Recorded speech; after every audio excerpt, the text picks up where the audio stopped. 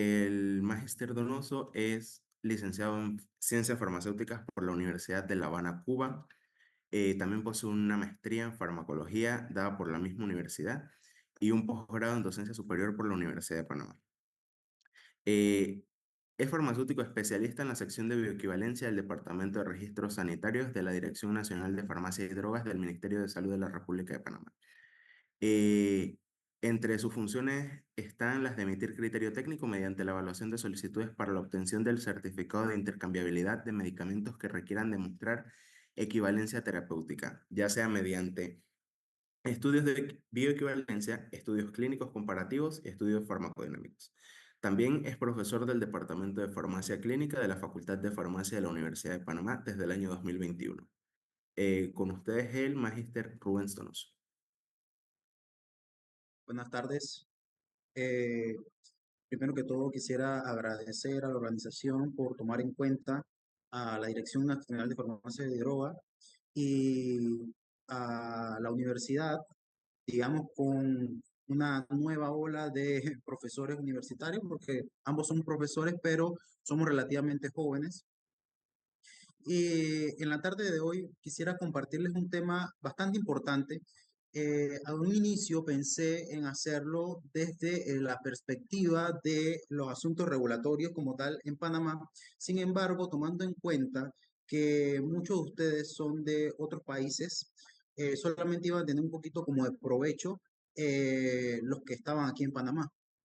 Entonces, por eso tomé la decisión de la exposición, tirarla en torno a conceptos bastante generales que les pueda ser de utilidad a todos los presentes.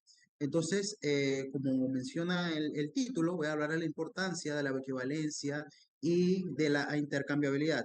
Vamos a partir de conceptos hasta cierto punto básicos, pero que muchas veces, por considerarse básicos, se tienden a confundir. Quizás digo yo, un exceso de confianza a la hora de manejar los términos, pero nosotros vamos a irlos repasando e ir viendo cómo estos impactan en lo que es la bioequivalencia y la intercambiabilidad y cómo esta a su vez tiene su efecto en los sistemas de salud, sobre todo en nosotros aquí en Panamá, en los sistemas de salud públicos.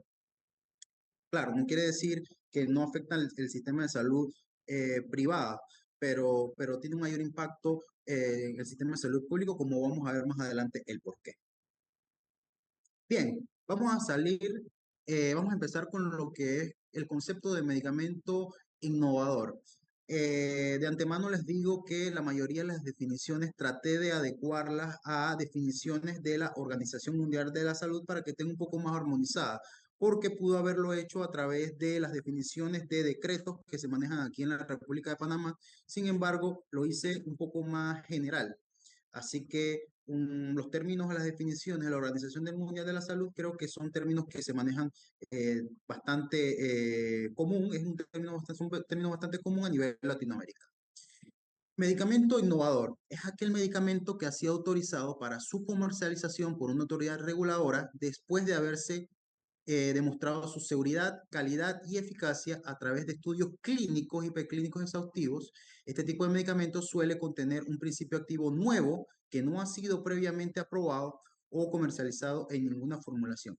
Ok, lo primero aquí es entender que el medicamento innovador es el medicamento que descubre la molécula. Es el descubridor de la molécula y hay una serie de investigaciones desde el punto de vista químico para determinar esa molécula y sus sales más adecuadas.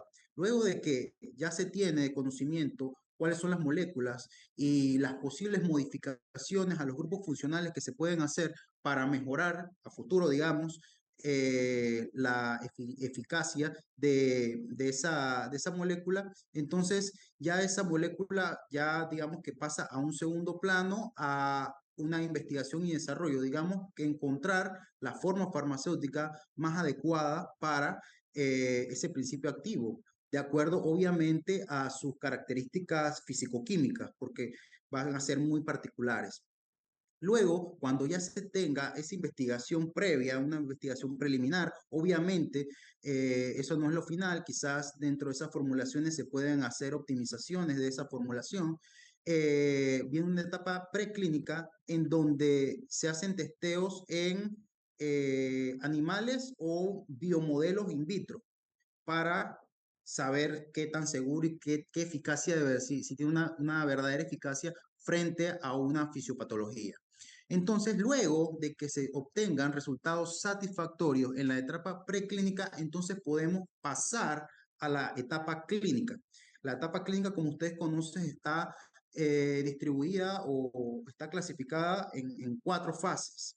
La primera que va más que todo con un grupo de pacientes o voluntarios reducido que tiene como objetivo primordial la seguridad. Demostrar que el medicamento es seguro y estableciendo quizás la cantidad de fármaco a administrar. Luego viene una fase 2 que ya se empiezan a ver aspectos más de eficacia, el grupo de pacientes es un poco más alto, se ven aspectos como la farmacocinética, cómo va a actuar, y luego en una fase 3 se profundiza en todo esto, se le va a empezar a dar forma para preparar un dossier completo de tal forma que se le pueda presentar a la autoridad para una aprobación.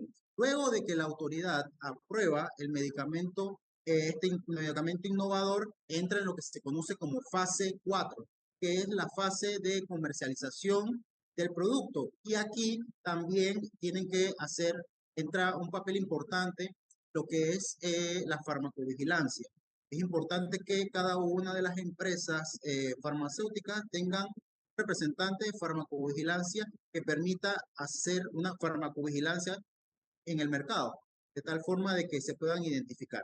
Entonces, posibles reacciones adversas o cualquier problema que pueda tener el medicamento. Recuerden que los estudios clínicos, a pesar de que algunos de ellos se hacen con un número considerable de pacientes, ya cuando eso se hace más que todo con una estandarización, pero cuando entra a comercialización se va a encontrar con todo tipo de personas y pueden surgir eh, determinadas reacciones adversas, en algunas de ellas graves, en determinados grupos de pacientes.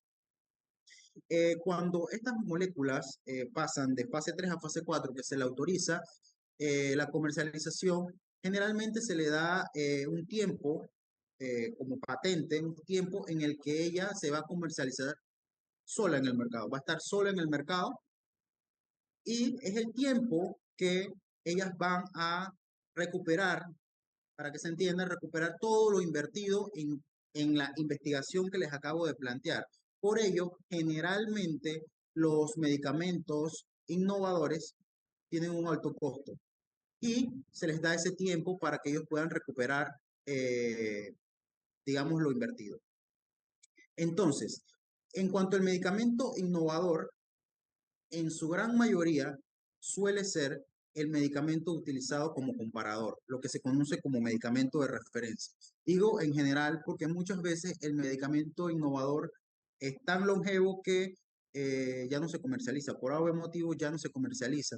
Entonces, muchas veces las autoridades, en dependencia de sus reglamentaciones, tienen que optar por un medicamento de referencia que no sea el innovador. Pero lo usual es que el medicamento innovador sea el medicamento con el que se van a comparar los medicamentos genéricos. Y lo que me da pie a la siguiente diapositiva. ¿Qué es un medicamento genérico? En términos general, ya cuando se le vence la patente que al medicamento innovador, que pueden empezar a entrar al mercado medicamentos genéricos, estos generalmente van a tener los mismos principios activos, potencia, vía de administración y deben de tener los mismos usos terapéuticos. Porque si ya el medicamento de referencia hizo esa investigación, no es necesario que ellos hagan una investigación más exhaustiva en cuanto a los usos terapéuticos. Simplemente ellos van a tener los mismos usos que demostró a través de estudios clínicos el medicamento innovador. Ahora, ¿en qué se diferencia? Ellos pueden tener o no, porque muchas veces coinciden, los mismos excipientes. Ahora, aún aunque coincida, los excipientes utilizados, estos pueden tener cantidades distintas a la del medicamento de referencia. Y esto puede tener ciertas diferencias.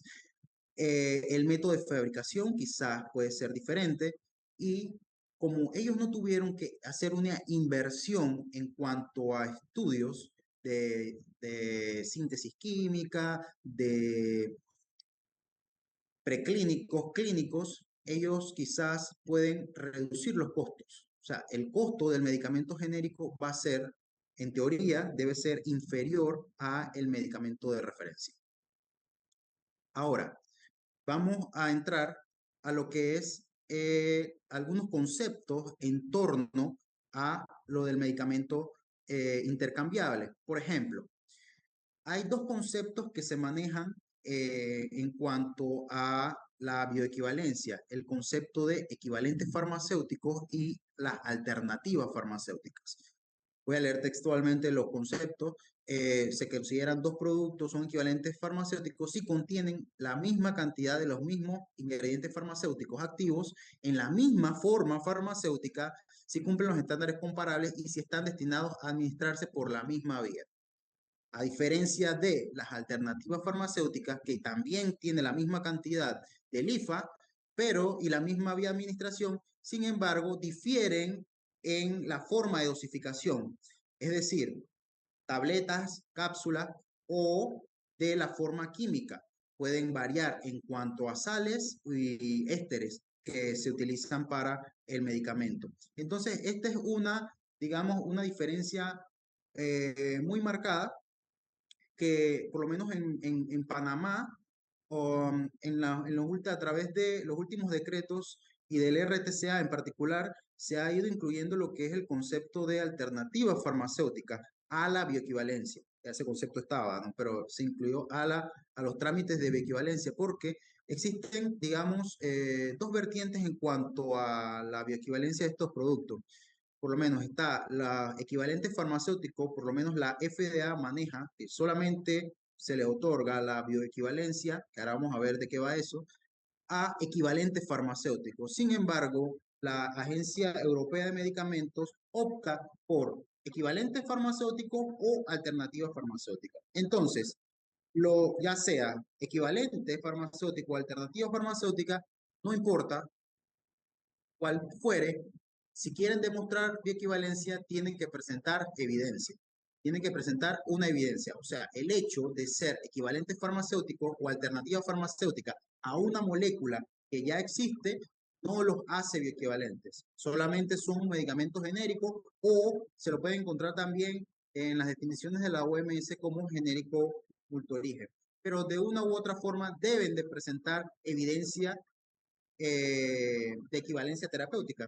Ahora vamos a ver cuáles son las opciones que tienen estos fármacos genéricos para poder demostrar lo que es la equivalencia terapéutica.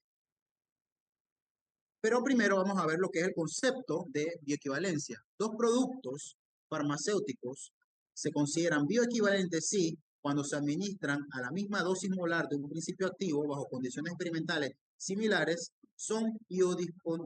tienen la misma disponibilidad, es decir, la velocidad y la extensión de la absorción son similares, que sus efectos en términos de eficacia y seguridad pueden esperarse que sean esencialmente los mismos. Cuando aquí hablamos de velocidad y extensión de la absorción, básicamente estamos hablando de la concentración máxima o Cmax en la parte de los que no lo han dado en la parte de farmacocinética lo van a dar y los que ya lo dieron, recordar que son parámetros farmacocinéticos, no son los únicos, hay varios más, pero en cuanto a la equivalencia, quizás los más importantes son la concentración máxima y el Tmax, que es el tiempo en que se alcanza esa concentración máxima. En la gráfica se ve representado en el gráfico se ve representado como el efecto máximo y que sería la punta de la curva de concentración plasmática en el tiempo y el Tmax sería el tiempo en que se alcanza esa curva. Ahora, el AUC es el grado o la intensidad de la absorción. Esto muchas veces se mide por el método del trapecio, pero ya hay modelos informáticos que permiten calcularla sin tener que hacer cálculo, digamos, matemático, pero más que todo es la extensión de la absorción vendría siendo el área bajo la curva, lo que se conoce como AUC o ABC, dependencia de algunos libros. Entonces, para demostrar, o sea, la bioequivalencia sería la comparativa de la biodisponibilidad y esta biodisponibilidad medida como concentración máxima y el área bajo la curva. Ahora, ¿qué es el concepto de biodisponibilidad? Palabra clave, medida de la cantidad de principio activo contenido en la forma farmacéutica que alcanza la circulación sistémica y la velocidad con que ese proceso ocurre. Porque si solamente midiésemos la cantidad de fármaco que alcanza la circulación sistémica, estuviésemos hablando de absorción. Pero aquí a la velocidad que esta ocurre, ya le da una connotación diferente. Entonces, cuando hablamos de biodisponibilidad, tenemos que tener muy claro que esta biodisponibilidad es relativa. ¿Por qué? Porque cuando hablamos de circulación sistémica, digamos, la concentración del fármaco en su sitio de acción, no pudiésemos medir, por ejemplo, cuánto de clorofenamina está uniéndose a un receptor H1, no podemos medirlo. O si lo pudiésemos medir sería muy complicado. Sin embargo, esa sería la biodisponibilidad absoluta. Pero cuando le hablan de biodisponibilidad, en realidad le están hablando de la biodisponibilidad relativa. Porque si ya alcanzó circulación sistémica, no hay nada que lo detenga de poder interactuar con ese receptor H1. Entonces, eso tenerlo claro, de que cuando les hablen de esta biodisponibilidad, le están hablando de la biodisponibilidad relativa. Ahora, les hablé de la evidencia. Existen muchas formas de demostrar la equivalencia terapéutica. Lo principal es a través de estudios in vivo, pero también existen algunos estudios in vitro. Ahorita vamos a conversar un poco sobre cada uno de ellos de manera bastante superficial, porque cada uno de ellos por sí solo puede dar pie a una clase, a una conferencia. Dentro de los estudios in vivos, los que más se utilizan, de hecho, la mayoría, casi el 90%, son estudios farmacocinéticos que van a establecer una comparativa entre diferentes parámetros farmacocinéticos, entre algunos de ellos los que les acabo de mencionar. También están los estudios farmacodinámicos, que ahora le voy a explicar cuáles son las características de cada uno de ellos, y los estudios clínicos comparativos. Ahora, los estudios in vitro pueden realizarse mediante bioesención basada en el sistema de clasificación biofarmacéutica o una bioesención basada en la proporcionalidad de dosis entre formulaciones, que también tienen sus peculiaridades. Ahora, existe un término de estudios in vitro que no todos los manejan como una bioesención. En algunos lados lo van a encontrar como que es una bioesención y otros no. Se los comento de todos modos. Es una bioesención basada en cambio post-aprobación. Es decir, ya demostré la equivalencia terapéutica, sin embargo, tuve cambios que pueden o no estar impactando en la formulación. Entonces, eso se tiene que hacer una evaluación del impacto de ese cambio y se presenta generalmente estudios in vitro. Bien, los estudios de farmacocinéticos, lo que se conoce como estudios eh, de bioequivalencia, se le llama generalmente como estudios de bioequivalencia, pero en realidad son estudios farmacocinéticos, porque lo que comparas son parámetros farmacocinéticos. Son estudios que se realizan en seres humanos y tienen que tener una serie de características. Por ejemplo, tienes que identificar cuál es el tipo y número de sujetos que tú vas a estar utilizando en el estudio que te permita tener un poder en lo que es la prueba que vas a realizar, porque esto más adelante les voy a explicar que se hace a través de un análisis estadístico.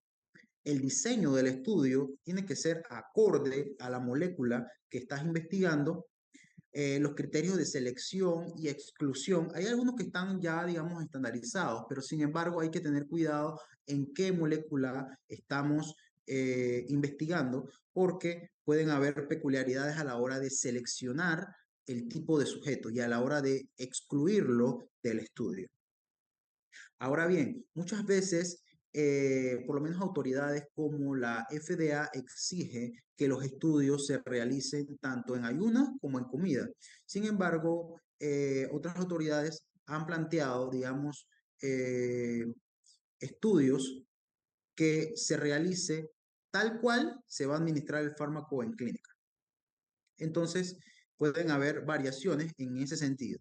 Ahora, ¿qué parámetros farmacocinéticos voy a evaluar? Ya les mencioné que el parámetro farmacocinético primarios van a ser la concentración máxima y lo que es el área bajo la curva. Sin embargo, hay fármacos que tienen un tiempo de vida bastante largo y entonces ellos van a necesitar que se trunque ese área bajo la curva y se lleve, digamos, a 72 horas, o que exija un diseño distinto como son los diseños en paralelo. Porque lo usual es que se utilicen dentro del diseño diseños cruzados, que el propio sujeto sea su propio control. Y esto disminuye lo que es la variabilidad. Como es un diseño cruzado, tiene que haber un periodo que se conoce como periodo de lavado, que es un periodo en donde el fármaco va a depurarse del cuerpo. Generalmente son de 5 a 7 tiempos de vida media, se considera aceptable, superior a eso para el periodo de lavado. Los tiempos de muestreo deben ser tal que se puedan caracterizar bien la curva de concentración plasmática en el tiempo. Se deben identificar puntos al inicio de la curva, más puntos en torno a la concentración máxima y varios puntos en torno al final. Entonces, los tiempos de muestreo tienen que ser tal que permita una buena caracterización de la curva de concentración plasmática en el tiempo. Y por último, digamos, los criterios de aceptación de la equivalencia. Okay. ¿Qué yo voy a, digamos, a tener en cuenta para determinar que este fármaco es bioequivalente a un medicamento de referencia innovador? Entonces, eso yo lo tengo que detallar en un protocolo para que luego comprobar si después de hacer el análisis en sujetos, entonces se cumplió ese criterio que yo planteé en mi protocolo. Este protocolo tiene que estar aprobado por parte de un comité de ética que garantice las buenas prácticas clínicas y las normativas internacionales en cuanto a la ética en el trabajo con humanos. La dieta tiene que ser estandarizada para no generar ningún error. La correcta elección del medicamento de referencia. Como les dije antes, lo usual es que el medicamento innovador sea el medicamento de referencia. Entonces esto no va a generar muchos problemas. Sin embargo, hay algunas peculiaridades y algunas veces se hacen estudios con medicamentos de referencia que solamente son aceptados en determinados países. También se debe de garantizar lo que es la metodología analítica. La metodología analítica debe ser tal que permita la correcta cuantificación del analito y en ese sentido el analito, digamos que va a ser el principio activo y o los metabolitos, porque como ustedes saben hay profármacos y a veces se necesita la determinación de el principio activo y el metabolito también. Y claro, todo este proceso de cuantificación tiene que hacerse mediante métodos bien validados. Ahora, como les dije, los estudios farmacocinéticos básicamente lo que van a hacer es una comparativa entre curvas de concentración plasmática en el tiempo. Aquí aparecen solamente dos curvas, sin embargo, esto obedece a, digamos, una media en cuanto a los puntos. Se utilizaron lo mínimo en sujetos sería 12. Generalmente no se apegan tanto a 12, sino que se utilizan un poquito más, 24, 30. Entonces aquí se hace una media y se compara entre los diferentes puntos la concentración plasmática en el tiempo del medicamento de referencia y el medicamento genérico multifuente. Bien, estas curvas casi imposible que den igual. No van a dar igual porque aunque hagan el mismo, tengan los mismos excipientes, la misma fórmula, perdón, y el mismo método de fabricación, puede haber variabilidad. Entonces, fórmulas estas gráficos de concentración plasmática en el tiempo, seguro que no van a ser iguales. Por eso es que se habla de que sean estadísticamente similares de acuerdo a intervalo de confianza del 90%, que generalmente da un rango entre 80 y 125. Si yo a la hora de hacer el análisis de varianza, el análisis estadístico, eh, mis valores de Cmax y de área bajo la curva me dan entre 80 y 125, es a grosso modo, a términos generales, se puede considerar que el producto multifuente es bioequivalente. Ahora, digo en términos generales porque existe la posibilidad de que en algunos casos, por lo menos se ve mucho en fármacos que tienen un estrecho margen terapéutico, que este rango se acota y lo que se utiliza es de 90 a 110. Pero en términos generales, la mayoría de los fármacos entrarían en el rango de 80 a 125, salvo las particularidades que les acabo de mencionar. Bien, eso en cuanto a los estudios comparativos, digamos, de farmacocinéticos. Sin embargo, van a haber fármacos o productos que no requieren necesariamente que el fármaco llegue a sangre. Entonces, en estos casos se utilizan estudios farmacodinámicos o estudios clínicos comparativos. Bien, estudios farmacodinámicos es cuando el efecto terapéutico no requiere de la llegada del medicamento a sangre. Las concentraciones del ingrediente farmacéutico activo y los metabolitos no se pueden cuantificar, o sea que el método, digamos, analítico, recuerden que les dije que la metodología analítica debe estar bien validada, que permita la sensibilidad, la precisión y la reproducibilidad. Entonces, si no se logra validar de forma adecuada, que ese método es capaz de medir con sensibilidad y precisión las concentraciones del principio activo y o el metabolito, entonces se pudiese optar por un estudio farmacodinámico. Y también las concentraciones plasmáticas no se pueden utilizar como punto final de la demostración de la eficacia.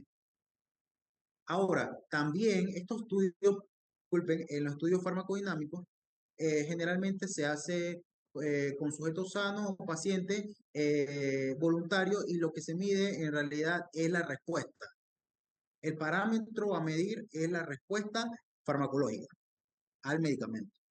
Y los estudios clínicos comparativos es cuando el perfil de las concentraciones plasmáticas o de excreción urinaria no son adecuados para establecer la equivalencia terapéutica o que los parámetros farmacodinámicos no se relacionen con la eficacia del producto o no sean medibles.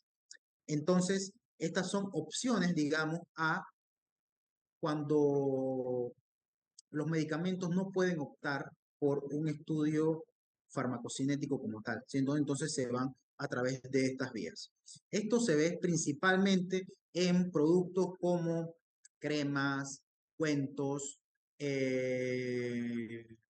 dispositivos plasma para todos de gas presurizado, parches, en algunos casos, se pueden utilizar, digamos, estudios farmacodinámicos o estudios clínicos comparativos.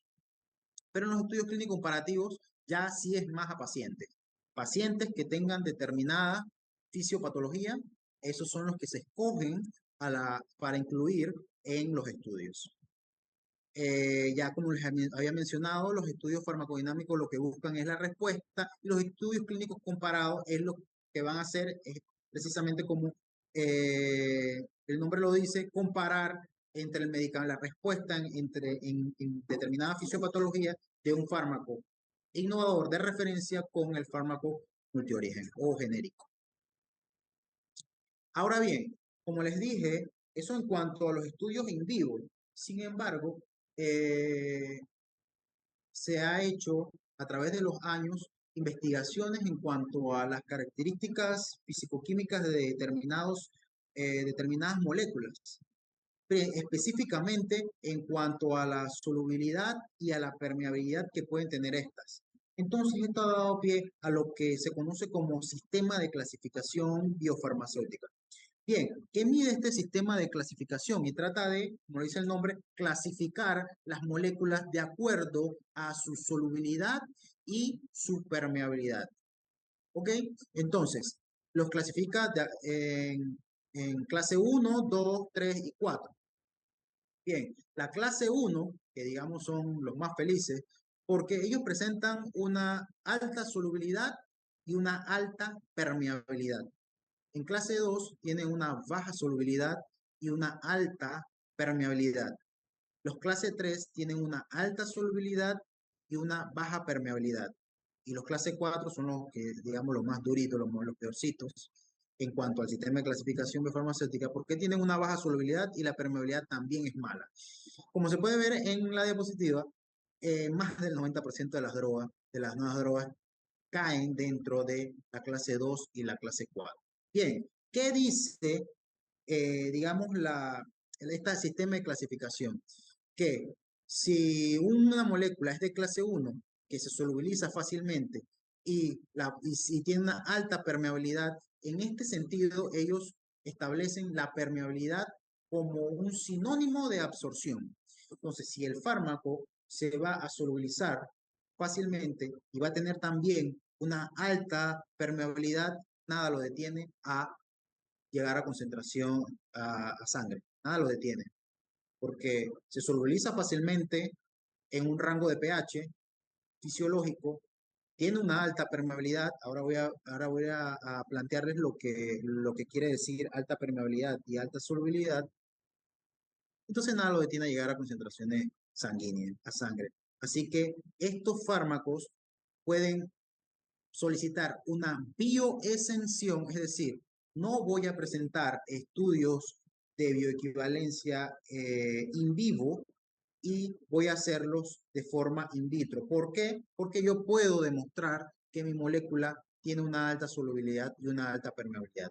Misma suerte ocurre con los de clase 3, que si tienen una alta solubilidad, pero una permeabilidad baja, también pueden optar por la bioascensión. Sin embargo, en este caso, su perfil de disolución tiene que ser de muy rápida. Ahora voy a explicar de qué va todo esto. Sin embargo, en la mayoría de las autoridades, aunque tengo entendido que algunas todavía siguen aceptando los clase 2, que son de baja solubilidad y alta permeabilidad, eh, por lo menos acá en Panamá no se aceptan estudios, productos que sean de clase 2 o clase 4 como bioascensión basado en el sistema de clasificación biofarmacéutica.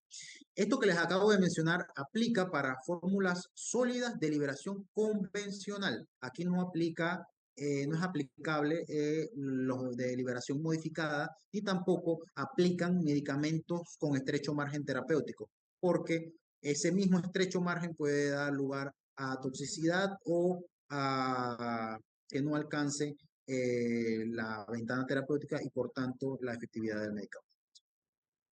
Bien, les hablé de solubilidad del principio activo y la permeabilidad, pero ¿qué vendría siendo esto? La solubilidad vendría siendo, la solubilidad y la permeabilidad vendría siendo del principio activo, ¿ok?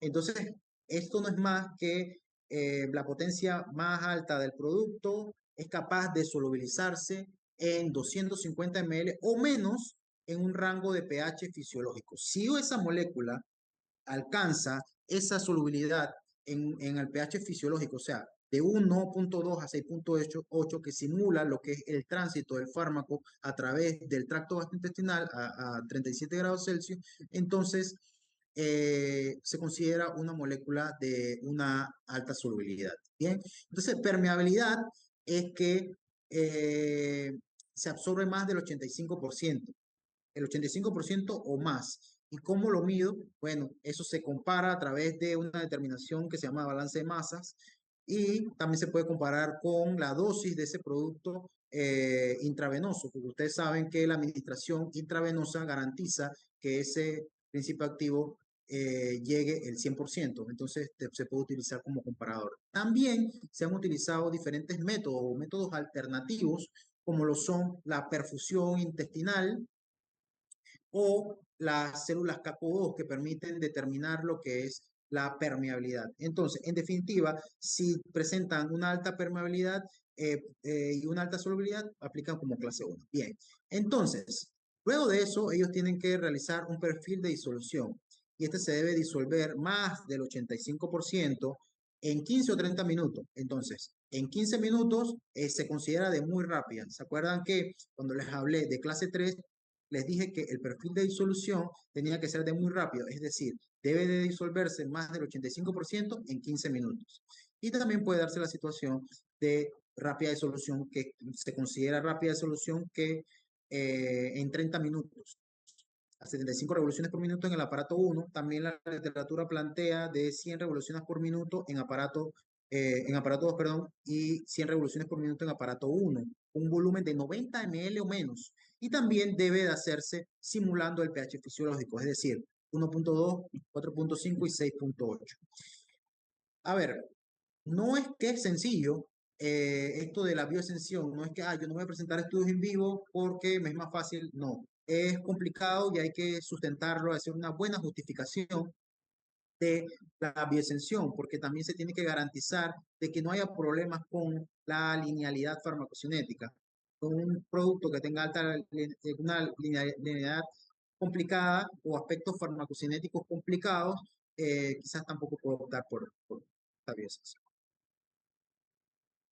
También dentro de los estudios in vitro se habla de la bioascensión basada en la proporcionalidad de dosis. ¿Esto qué es? No es más que medicamentos que presentan la misma forma de dosificación, es decir, si un producto en tabletas, digamos, de 400 miligramos, un producto X, demostró que es equivalente terapéutico, entonces las tabletas de ese mismo producto de 200 no presentará estudios in vivo. Opta por la bioascensión basada en la proporcionalidad de dosis. Esto como regla, digamos, general.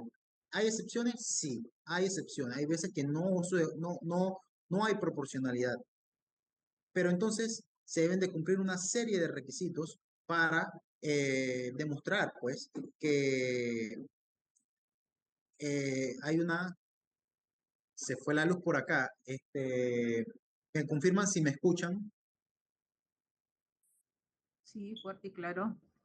Sí, me escuchan. Ok. Bien, sigo entonces. Eh, entonces tienen que demostrar que son fabricados, obviamente tiene que ser el mismo fabricante. Tienen que ser fabricados con el mismo proceso de manufactura y la relación de los excipientes y el activo debe ser esencialmente la misma. Es decir, siguiendo el mismo ejemplo de las 400-200, muchas veces lo que se hace es que para garantizar que la tableta tenga el mismo peso total, lo que se hace es que los 200 miligramos que tiene de menos se contrarresta con material de relleno. En términos generales es lo que se hace. ¿Que hay otras opciones? Sí, puede haber otras opciones. O en situaciones en donde las concentraciones del API son tan pequeñas, entonces lo que se hace es que se mantiene todo. Se mantiene todo y solamente se cambian las concentraciones del API. Entonces, también debe demostrar que hay una farmacocinética lineal en el rango de dosis terapéutico. Entonces, ¿qué es lo que hacen ellos? Ok, ya yo demostré que tengo una equivalencia terapéutica con la dosis de 400, entonces yo hago un perfil de disolución con mi dosis de 200 y voy a extrapolarlos. Ese perfil de disolución tiene que hacerse a pH fisiológico, todos 4.5 y 6.8. Y entra al lugar lo que es el factor de similitud. Ese factor de similitud, o F sub 2, tiene que dar mayor a 50. Si da mayor a 50, todo está perfecto. O si el principio activo se es capaz de disolverse en los medios más del 85% en 15 minutos, no hay necesidad de hacer cálculo de F sub 2. Pero si esto no ocurre, entonces el cálculo de F sub 2 debe hacerse y debe dar mayor a 50. ¿Cuáles son los principales obstáculos que han habido para la no bioequivalencia? El empleo precisamente de excipientes distintos. Recuerden que al inicio les dije que hay medicamentos genéricos que pueden o no tener los mismos excipientes. En el caso de que tengan excipientes distintos, esa misma diferencia en los excipientes puede dar lugar a que estos productos no sean equivalentes. O también, digamos, y va de la mano con los excipientes que estás utilizando, el empleo de método de fabricación distinto también puede dar lugar a esa no bioequivalencia. Ahora, nosotros, por lo menos acá en la Dirección Nacional de Farmacias y Drogas, nos guiamos mucho de recomendaciones que tienen la FDA y la EMA. Por lo menos ellos en sus páginas tienen lo que son, cuáles son los métodos de disolución aprobados para específicamente para un principio activo y una forma farmacéutica determinada. Y también establece lo que son guías específicas para el principio activo y dicha forma farmacéutica. Muchas veces esto nos sirve como una herramienta y ustedes, los que se vayan por el lado de la bioequivalencia, les va a servir de ayuda a la hora de desarrollar o evaluar estudios de farmacocinética, estudios clínicos comparativos o estudios in vitro. La EMA también tiene guías específicas, pero las guías de la EMA están un poquito más reducidas. Ellos como que me parece a mí que hicieron como un corte y las últimas moléculas son los que le están haciendo guías específicas para el principio activo y la forma farmacéutica, o sea, el diseño como tal que debe contener el estudio. Entonces, en definitiva, ¿qué va esto de equivalencia terapéutica? Porque lo he mencionado, sin embargo, hasta ahora vengo a definirlo.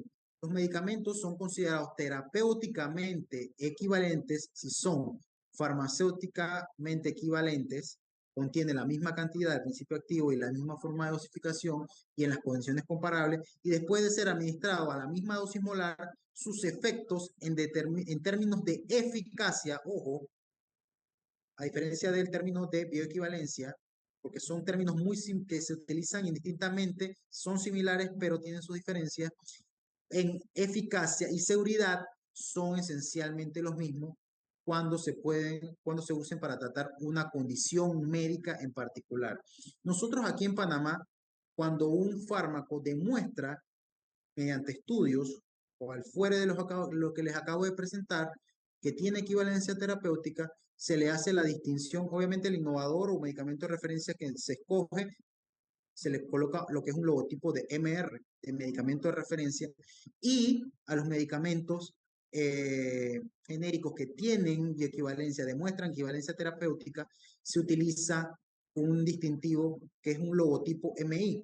Entiendo que por lo menos Brasil, Chile le colocan una franja que dice bioequivalente para hacer la misma distinción. Nosotros acá utilizamos lo que es el logotipo para diferenciarlo de productos que se encuentran en el mercado que no son equivalentes terapéuticos. Y eso me da pie a el término de medicamento intercambiable, porque también el concepto de equivalencia terapéutica y medicamento intercambiable se usa indistintamente y tiene sus diferencias. Por definición, el medicamento intercambiable es aquel que es terapéuticamente equivalente al producto de referencia y que puede intercambiarse con este en la práctica clínica. Es decir, el concepto de intercambiabilidad implica lo que es la práctica clínica. Implica el acto de la dispensación del medicamento y poder intercambiar uno u otro. Por lo menos nosotros aquí en Panamá, en el sector privado,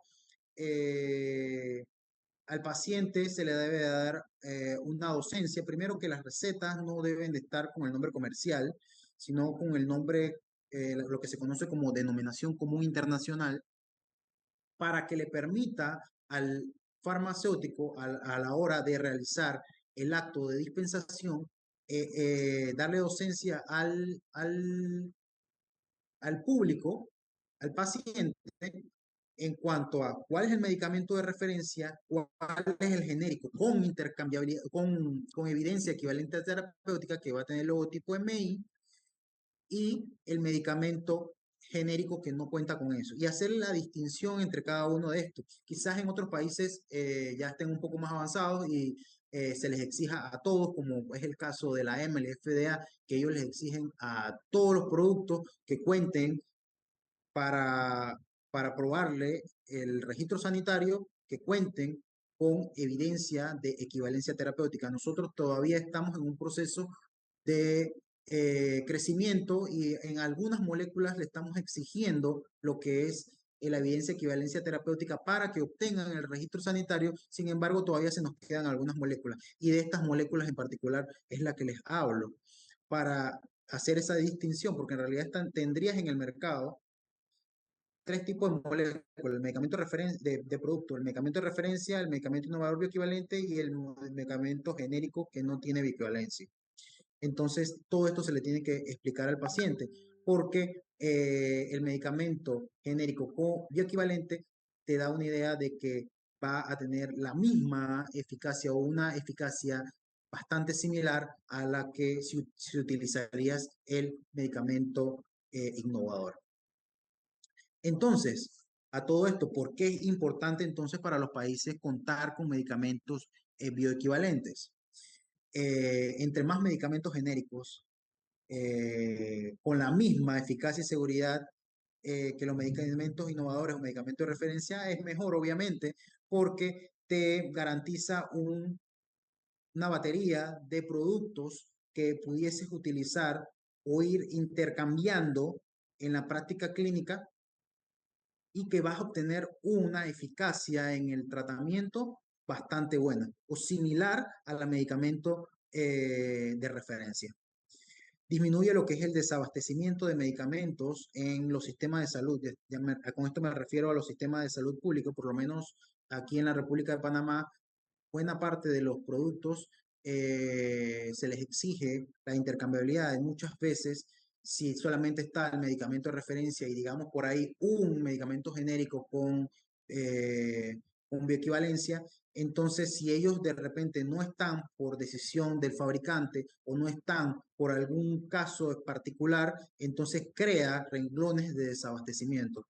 Entonces, entre más opciones tengas con bioequivalencia es mejor porque evitas este desabastecimiento. Y obviamente, como les dije desde el inicio, va a haber una disminución en el costo porque no es ninguna novedad que los medicamentos, digamos, genéricos, en términos generales, tienen un menor costo que el medicamento innovador. Este menor costo, adquirir medicamentos a menor costo, aumenta lo que es la cobertura que tienen los sistemas de salud. Porque al tener un menor costo, en términos de farmacoeconomía, garantiza que ese acceso a medicamento pueda llegar a la mayor cantidad de asegurados posible.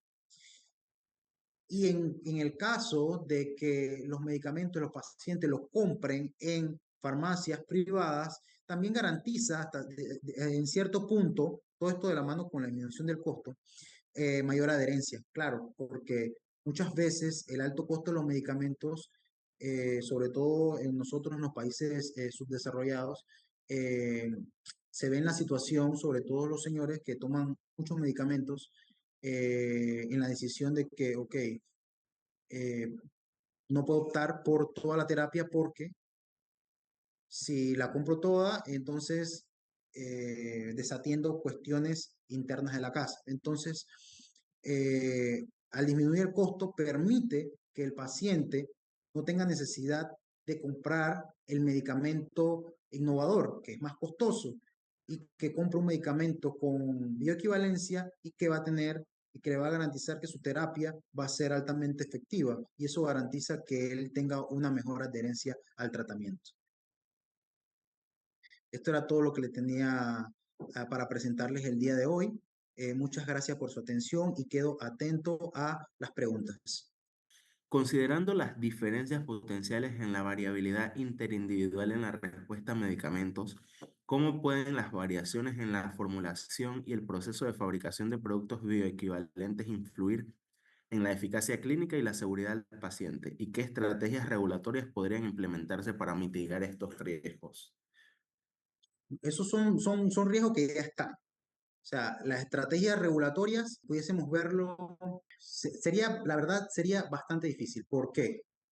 Porque al medicamento genérico no tener necesariamente la fórmula cual y cuantitativa del medicamento innovador, ellos van a optar por otras formulaciones.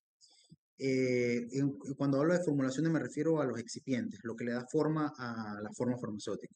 Entonces, ya el solo hecho de utilizar excipientes distintos ya de por sí genera esa variabilidad. ¿Por qué? Porque cada uno de los excipientes cumple una determinada función dentro de la formulación. Entonces, esta diferencia en lo que es la función de esos excipientes puede dar lugar a que el fármaco se disuelva de una forma más lenta, más rápida y genera esa variabilidad. También esta disolución más lenta o más rápida pudiese hacer que el tránsito a través del tracto gastrointestinal pueda ser un poco más rápido, como es el caso de lo que se conoce como excipientes críticos, como lo son el mannitol, el oriosulfato, que hay una variabilidad en cuanto a la absorción. El mannitol hace que el tránsito sea un poco más rápido. Entonces, por el tiempo que va a estar sobre el área donde el fármaco se absorbe, puede disminuir. Y esto genera cambios, obviamente, en la curva de concentración plasmática en el tiempo. Entonces, esas son cosas que no se pueden, digamos, evitar. Solamente lo puedes demostrar que eso no va a afectar a la formulación y que la eficacia va a ser buena basándote en los criterios de los parámetros farmacocinéticos establecidos. Generalmente, como les dije, la concentración máxima y el área bajo la curva.